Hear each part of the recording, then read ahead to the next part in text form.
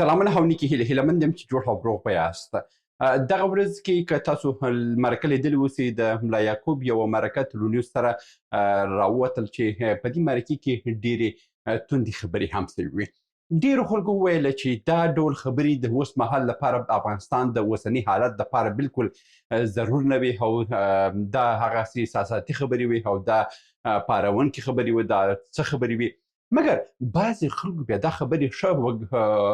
وانګېرل او ویې ویله چې بالکل همدغسې چې پاکستان زموږ سره دښمن دی، حد اقل حتی همدغسې خبرې هم زموږ د لخوا د پاکستان په وړاندې دا زموږ دپاره د ویاړ خبرې دي او موږ د دې خبرې پخلی کوو او موږ بالکل دا منو. نن په دغه ویډیو کې خو څو خبرې تاسو ته کومه چې آیا د ملا یعقوب دغه ډول څرګندونې په اوسني حالت کې یعنې د کولو وړ وه که نه وه، او که وه نو ولې، او که نه وه ولې. نن زه په دغه موضوع باندې خبرې کوو، تر اضافي خبرې تېرېږو، زه پر موضوع باندې خبرې کوو. ښه، په اول سر کې زه یوه خبره تاسو ته وکړم چې کله هم د یو هیواد دفاع وزیر، د یو هیواد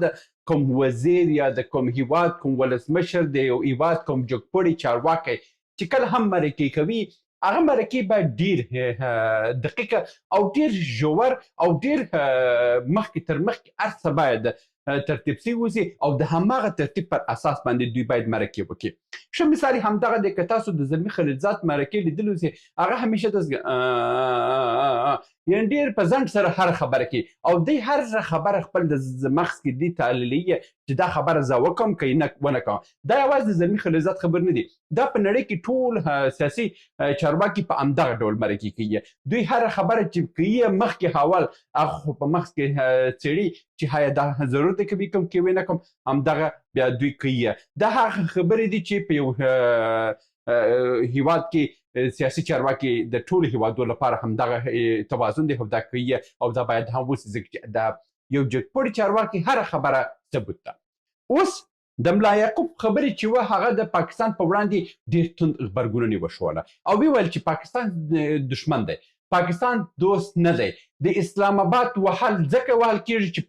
کابل وهل کېږي. که کابل کې وینه بهیږي، اسلام آباد کې دې هم وبهیږي. که کابل خفه دی، اسلام آباد د 10 واره خفه اوسي. دا هغه څرګندونې وي چې ملا یعقوب وکړې او دلته څو برخې را پیدا سوې. په دې برخو کې بعضې د جمهوریت کسانو دا یې وویله دا یو احساساتي خبرې وې او موږ د پاکستان سره دغه ډول په اوسني حالت کې موږ دښمني نه غواړو. ګوره، د پاکستان د پیدایښت څخه تر ننه پورې موږ د پاکستان څخه ګټه لیدلې نه ده. پاکستان جوړ د دغه لپاره دی چې سیمه بې ثباته کړي، د افغانستان د تل لپاره ناامن کړي او افغانستان د فقر لاندې وساتي او افغانستان چې هر څومره هم اقتصادي حرکت کوي دی راسې هماغه اقتصادي بنسټ خراب کړي او بیرته صفر ته واړوي. دا د پاکستان هدف دی او دا د پاکستان د 50 کلن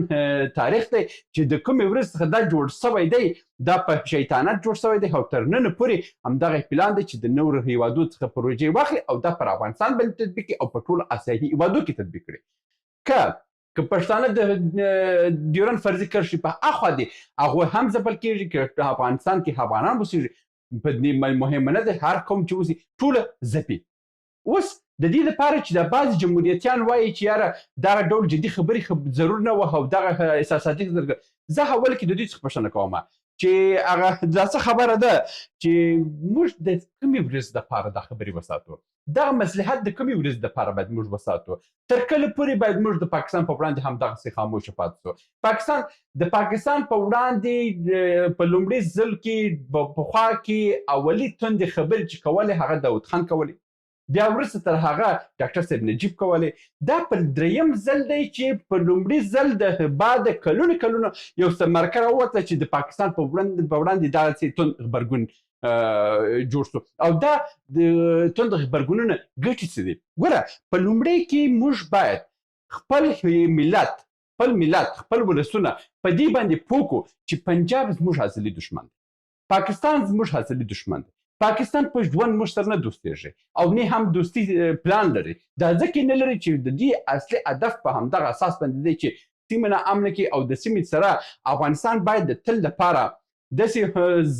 ضعیفه داسې رټلی داسې صفر اقتصاد ولري چې هیڅ وخت دی راولاړ نه سي او خپل حسابونه د پاکستان سره ونه کړي. کوم حسابونه؟ هغه حسابونه چې موږ حدودا د آسیا په سطح پنځم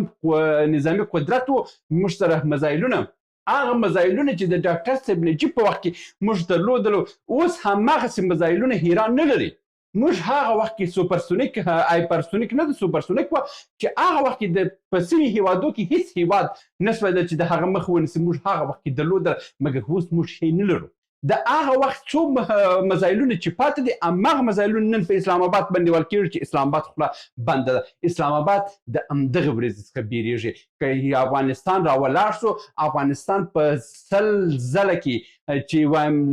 په 100 ځله کې چې 99 ځله هم دی په پښو مات سي او که دا یو ځل هم دی ولاړ شو، پنجاب په دې نه پوهېږي چې دا خلک زموږ سره حساب کتاب کوي او دا حساب کتاب د هر افغان په زړه کې شته چې د پنجاب سره باید وسي او د پاکستان سره باید وسي. دا په همدا خاطر باندې موږ ته اوس د مصلحت وخت نه دی چې موږ راولاړ شو او موږ باید وایو چې یاره نه د پاکستان په وړاندې موږ باید ډېر په احتیاط وشورو. تر کله پورې په احتیاط شورې؟ په چې هر ځل دې احتیاط کړی دی ستا په سر کې والی دی. هر نظام چې یو څه په پښو درېدلی دی په سر کې وهلی دی. نو زه تاسو ته وایم که زه د ملا یعقوب سره په ژوند هم په نظریاتو کې به جوړ نه یم، دی ملا دی او زه یې پخوانی خلقه یم، زه په ژوند د سره په یو لاره باندې نه ځم او نه هم د دوی کوم قوانین او کوم دار و ندار چې دي د دوی سره زه موافقه کوم. مګر په اوسني حالت کې زه د دې سره موافق یم چې د پاکستان په وړاندې باید همدغسې غبرګونونه وښودل سي او پاکستان هر جواب باید همدغسې جواب ورکول سي. که دا جګړه ویلو چې که دا جګړه 10 کاله اسلام آباد کوي، موږ به 10 کاله ورسره جګړه کوو. د جګړې لپاره ډېر خلک په همدې داسې دي چې یاره موږ د پاکستان په وړاندې دوام نشو راوړلی، زموږ وسله کمه ده. ګوره د افغانستان دپاره یو ساده ټوپک کفایت کوي، د یو کلشنکوف. کلشنکوفونه تر څو چې ژوندي یاست که دا زړه کلشنکوفونه ستاسو دپاره کار کوي او موږ سره زیرمې هم ډېرې دي. د دې دپاره تشویش هم پکار نه ده چې موږ باید وکړو. مګر د پاکستان په وړاندې توند غبرګونونه په لومړي ځل چې موږ هاورو دا ورته موږ ته آفرین وایو، ځکه چې پاکستان پنجاب موږ سره ازلي دښمن دی او موږ په وړاندې تل دغه ډول خصمانه بی غیرتانه او غیر بی وجدانه ډول باندې په موږ باندې حملې کړي دي او په موږ باندې داسې کړي دي او زموږ بنسټونه خراب کړي دي. ګوره چې کله هم د اشرف افغانستان ته راغله د ډاکټر صاحب نجیب حکومت نسکور سو، همدغه پنجاب راغی، زموږ ټوله داسې بمبار کړل، ټول میدانونه یې بمبار کړل چې بیا وروسته یو څه چې پاتې و امریکایان راغله بمبار یې کړو، خو وروسته پنجاب دا یې بمبار کړ. ولې د خپل هجیر په ملیشو چې دا اشعار وه دغو ته پیسې ورکړ چې ورځئ ولاړ شئ تاسو